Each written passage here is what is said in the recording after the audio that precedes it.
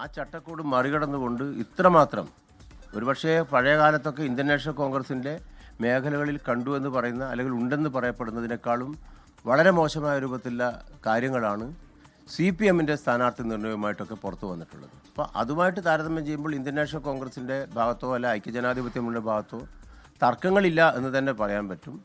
ഇതിൻ്റെ ഒരു സ്ഥാനാർത്ഥി നിർണ്ണയവുമായി ബന്ധപ്പെട്ട പ്രോസസ്സ് അത് കുറച്ച് നീണ്ടുപോയി എന്നുള്ളത് കൊണ്ടാണ്. അതിനിടയിലുണ്ടായിരുന്ന കുറച്ച് വാർത്തകളാണ്.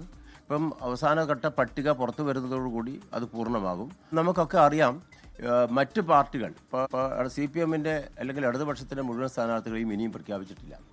BJP-യുടെ പട്ടിക പകുതി മാത്രം മാറ്റി പ്രഖ്യാപിച്ചിട്ടില്ല. പലരും അവിടെ പ്രഖ്യാപിച്ചിട്ടില്ല. അപ്പോൾ അങ്ങനെയൊക്കെ ഉള്ളതൊന്നും ആരും മാധ്യമങ്ങൾ കൂടുതൽ റിപ്പോർട്ട് ചെയ്യുന്നില്ല.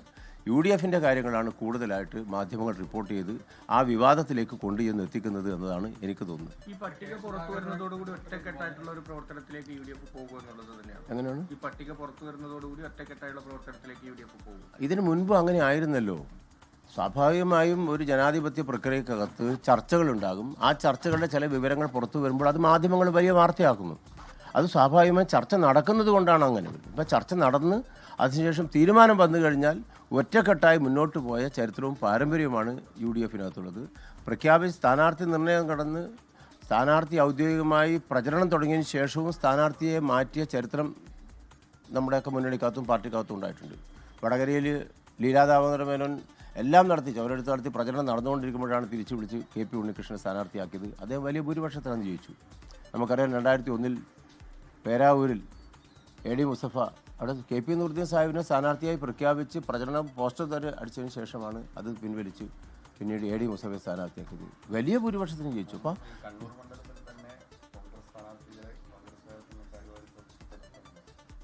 ആ ചേർത്ത് എനിക്കറിയില്ല. നിങ്ങൾക്ക് അത്തരം അങ്ങനെ നിങ്ങൾ ആ കാലുവാരി തോപ്പിച്ചു എന്നൊക്കെ പറയുന്ന ഒരു ശൈലി എനിക്ക് ഉൾക്കൊള്ളാൻ പറ്റുന്നതല്ല. ഏതായാലും ചിലപ്പോൾ തെരഞ്ഞെടുപ്പിൽ വിജയവും പരാജയവും ഉണ്ടാകും. ഞാനിവിടെ പറയുന്നത് നമ്മുടെ വിജയത്തെക്കുറിച്ചാണ്. ആ വിജയത്തിന് എല്ലാവരും ഒറ്റക്കെട്ടായി ഒരേ മനസ്സോടെ ഐക്യജനാധിപത്യ മുന്നണി ഉണ്ടാകും. അത് ഉണ്ടാകേണ്ടത് അനിവാര്യമായ ഒരു കാര്യമായിട്ട് ഓരോ പ്രവർത്തകനും ചിന്തിക്കുന്നു. കാരണം ഇവിടെ നമുക്കറിയാം ഈ വികസന രംഗത്തുമായിട്ട് ചിന്തിച്ചാലും അതല്ലെങ്കിൽ 10 വർഷത്തെ ഇടത് ദുർഭരണത്തെക്കുറിച്ച് ആലോചിച്ചാലും എല്ലാ മേഖലയും സർവ്വമേഖലയും പരാജയപ്പെട്ട ഒരു ഗവൺമെൻറ്റാണ്. അഴിമതി അതിൻ്റെ എല്ലാ സീമകളിലും ലംഘിച്ച് മുന്നോട്ട് പോകുന്നു. അതുപോലെ തന്നെ ക്രമസമാധാന പ്രശ്നം ഉണ്ടാകുന്നുണ്ട്. ഓരോ ഘട്ടം നമ്മൾ ആലോചിച്ച് നോക്കിയിട്ട് കഴിഞ്ഞ ദിവസം 5 KSUക്കാർ ഒരു കറുത്ത തുണി വീശി എന്നതിൻ്റെ പേരിലാണ് അവർ ഏകദേശം 15 ദിവസം ജയിലിൽ കിടക്കേണ്ട സ്ഥിതിവിശേഷം ഉണ്ടായി. വധശ്രമത്തിനാണ് കേസെടുത്തത്. ഞാനത് സംബന്ധിച്ച് കണ്ണൂർ കോടതിയിൽ ഒരു കേസ് മന്ത്രി തെറ്റായ കാര്യങ്ങൾ ചെയ്താണെന്ന് പറഞ്ഞൊരു കേസ് കൊടുത്തു. ഈ ദിവസം കഴിഞ്ഞിട്ടും കഴിഞ്ഞ ദിവസം മന്ത്രിയുടെ മൊഴി രേഖപ്പെടുത്താൻ പോയ പോലീസിന് മന്ത്രിക്ക് ഒന്നും പറയാനില്ല എന്ന രൂപത്തിലാണ് പറഞ്ഞത്. അപ്പോൾ എന്തിനാണ് ഈ കുട്ടികളെ ജയിലിലിട്ടത്? അതിനകത്ത് ഫർദർ ഇൻവെസ്റ്റിഗേഷന് ഗവൺമെൻറ് സമീപിച്ചപ്പോൾ ഗവൺമെൻറ് അദ്ദേഹം എനിക്കൊന്നും പറയാനില്ലാതെ. അപ്പോൾ സ്വാഭാവികമായും അവരെ കുറച്ച് ദിവസം ജയിലിലടക്കുക എന്ന ദുഷ്ടബുദ്ധിയാണ് മന്ത്രിയുടെ ഭാഗത്തുനിന്നുണ്ടായത്. വിമാനത്തിൽ മുഖ്യമന്ത്രിക്കെതിരെ ഒരു കരിങ്കൊടി കാണിച്ചു അല്ലെങ്കിൽ മുദ്രാവാക്യം വിളിച്ചതിന് പേരിൽ വധശ്രമ കേസ്. അപ്പോൾ നിയമവ്യവസ്ഥയെ എത്രമാത്രം ദുർവ്യാഖ്യാനം ചെയ്ത് അത് ജനങ്ങളെ പ്രതികാര നടപടി സ്വീകരിച്ച ഒരു ഭരണകൂടം വേറെ ഉണ്ടായിട്ടില്ല.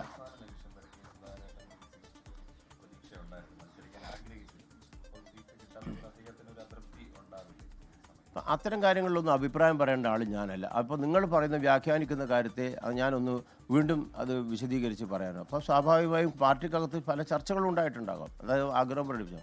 അതൊക്കെ നേതൃത്വ രംഗത്താണ്. ഞാൻ പറഞ്ഞല്ലോ, K. സുധാകരൻ്റെ രാഷ്ട്രീയ പാരമ്പര്യം എല്ലാവർക്കും അറിയാം.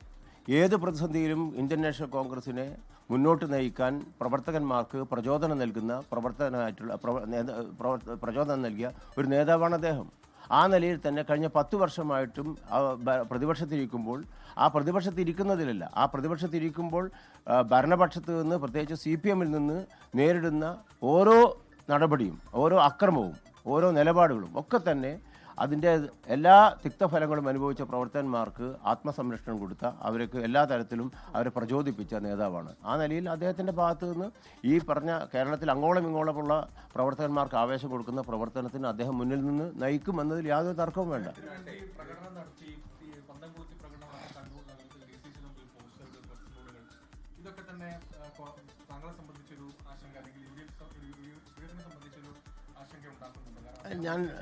ഞാൻ പറയട്ടെ, UDF-ന്റെ ഒരു സ്ഥാനാർത്ഥിയായി ഇന്ത്യൻ നാഷണൽ കോൺഗ്രസ് ഒരാളെ നിശ്ചയിച്ചാൽ അത് ഞാനൊന്നോ അത് ആരായാലും, ഇപ്പം എൻ്റെ പ്രഖ്യാപനം വന്നിട്ടില്ല, അപ്പോൾ ആരായാലും പ്രഖ്യാപിച്ചു കഴിഞ്ഞാൽ ആ കണ്ണൂരിൽ സ്ഥാനാർത്ഥിയാകുമെന്ന് പ്രതീക്ഷിക്കുന്ന TO മോഹനൻ സംസാരിക്കുന്ന മാധ്യമങ്ങളോട് ലോകത്തെവിടെയായാലും ഏത് സമയത്തും 24 വാർത്തകളും ഓഗ്മെന്റഡ് റിയാലിറ്റി പാക്കേജുകളും എക്സ്പ്ലെയിനറുകളും വിശദമായി കാണാൻ ഞങ്ങളുടെ യൂട്യൂബ് ചാനൽ നിങ്ങൾക്ക് സബ്സ്ക്രൈബ് ചെയ്യാം.